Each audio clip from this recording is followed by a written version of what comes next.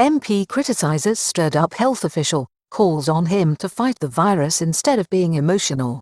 Top doctor at Siriraj Hospital predicts infections of over 10,000 cases per day as top officials now accept that Thailand finds itself at the mercy of a fourth wave of infection that has already broken out of Bangkok and is spreading throughout the provinces.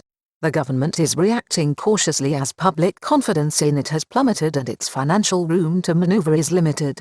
Opposition groups and critics have been quick to take advantage of the situation.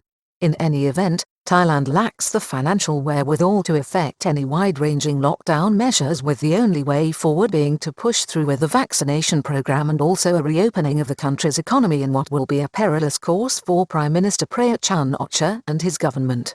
It is also a course that may see Thailand's efforts to lure back foreign tourists become a political football. Controversial Prayut Party MP Prayut Chan, in the last 24 hours, strongly criticised the Deputy Permanent Secretary at the Ministry of Public Health Dr. Thongchai Therakan for both an emotional and inspiring address to newly assigned doctors in Bangkok on Thursday as they were drafted in to confront record levels of infections and deaths in the capital, where a lack of ICU beds and treatment facilities are now forcing doctors into making life and death decisions, a situation that, at the outset of the pandemic, top medical leaders urged the government to avoid.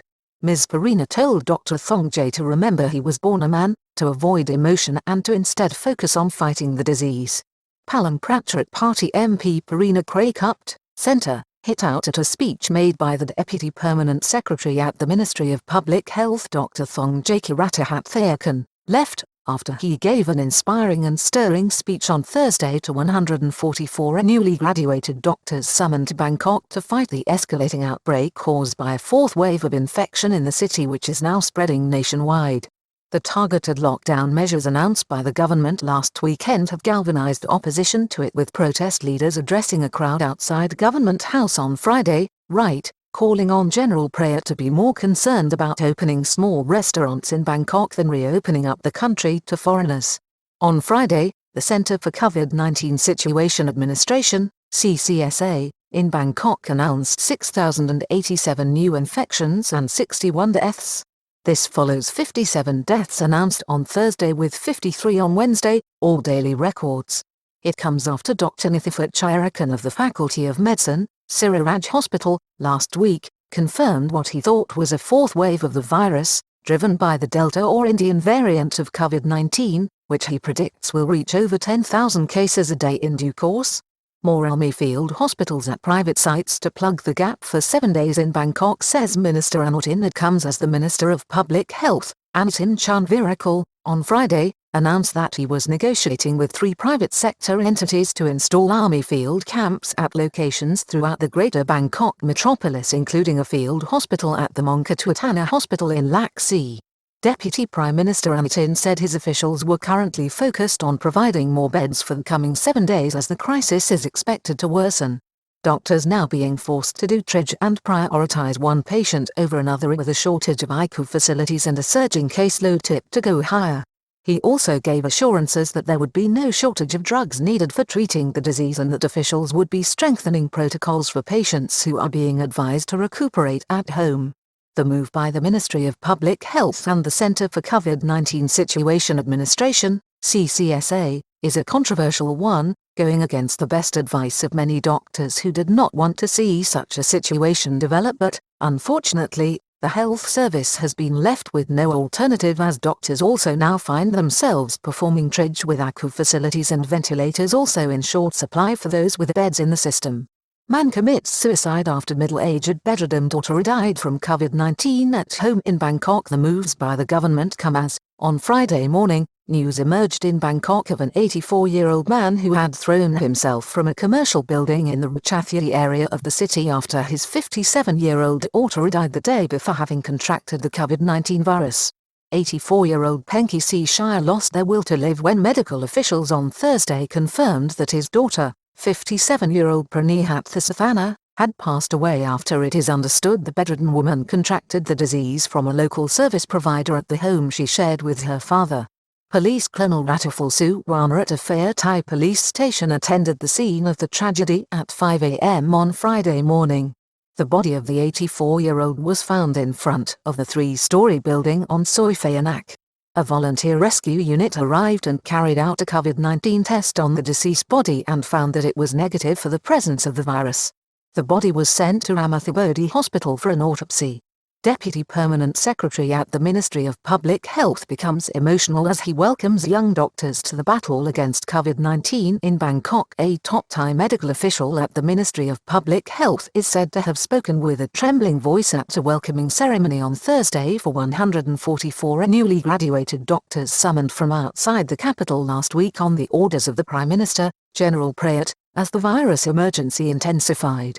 Speaking to the new doctors on Thursday, the Deputy Permanent Secretary at the Ministry of Public Health, Dr. Thongchai Kirathahathayakan, addressed this when he appeared to become emotional as he admitted that Thai people, for the first time, would be dying at home as a result of this pandemic.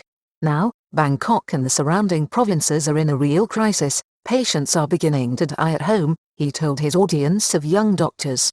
We do not want Thailand to be the same as Europe last year when many patients were allowed to die at home because there were no beds at hospitals. Move Forward MP supports Dr. Thongchai. The powerful speech, given by the top medical official, was raised in Parliament by Move Forward Party MP and Progressive Movement leader Rangsiman Rome on Friday as he referred to General Prayut's visit to Phuket and his sandcastles in the era while Thai people were dying and facing an unprecedented crisis. He defended Dr. Thongchai's comments and heartfelt feelings, saying it was understandable when medical professionals were left facing a shortage of ICU facilities and ventilators. Prayut Party MP Perina Craikupt excoriates the official for sapping morale among doctors and nurses in the ongoing struggle. The comments and address to the new medical recruits, however, were not uniformly praised. They drew a sharp rebuke from Prayut Party MP, Perina Craikupt, who accused the doctor of undermining the public's morale, particularly as at the same time, the country was launching its initiative in Phuket to win back its foreign tourism trade. Ms. Perina reminded Dr. Thongchai that he was born a man and said that this meant he should be using his consciousness and critical faculties instead of emotion when attempting to resolve the crisis. The controversial and outspoken MP for Ratchaburi accused the doctor of discouraging medical practitioners and nurses working within the health system who are now called upon to take up the current challenge, which ironically was the theme of Dr. Thongchai's address to the newly graduated practitioners. She encouraged Dr. Thongchai not to fall back on feelings but to fight the COVID-19 disease currently ravaging the country. I would like to send encouragement to the Deputy Permanent Secretary. And don't become emotional again, instead come out fighting, she said. Stirring and emotional speech to the new young doctors. You are our strength, said Dr. Thongchai in a stirring and often touching speech to the young medical practitioners. Dr. Thongchai compared the current situation and demands placed on doctors and medical professionals to war. In our life, we have never experienced something like World War II, but we are now in a war where all countries around the world are struggling to fight against this disease, he said. You are our strength. However, the Deputy Permanent Secretary at the Ministry of Public Health highlighted the grave nature of the position that doctors now find themselves in. Fourth wave threatens to collapse the public health system as PM orders trainee doctors to Bangkok. If we do not do this, many people will be left to die in their homes, he told the hand-picked team sent from the provinces on their first assignments as qualified doctors. In Thailand, this should not be so. We should not be forced to choose which patient will survive and which one will be left to die. PM admitted on Thursday that the country and the government was in trouble but called for unity. The spat between the government MP for Ratchaburi and the senior official comes at Prime Minister Prayut Chan Ocha, himself on Thursday, in Phuket for the launch of the Phuket Sandbox scheme, admitting the fact that the government and the country were in trouble. However, the Prime Minister told his audience that they were not alone. In his speech, he referred to limited financial budgets underlined by reports on Friday that the government in 2022 will be setting aside 100 billion baht for loan repayments. This confirms the limited scope of authorities to order any further measures which will limit or damage the economy further. The only way forward for General Prayut and his ministers right now appears to be a perilous path of weathering the storm caused by the fourth wave of the virus, keeping the vaccination efforts on track and indeed boosting them while still pursuing reopening plans for the kingdom which may bring back some confidence and inward investment.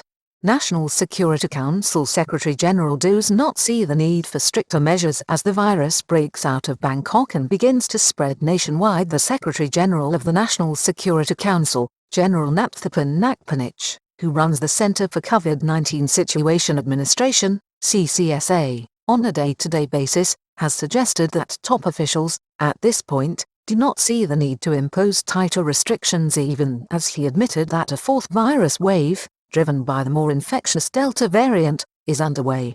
There will be no need for more restrictions because we do not want to increase the burden on the people, General Napthapan said.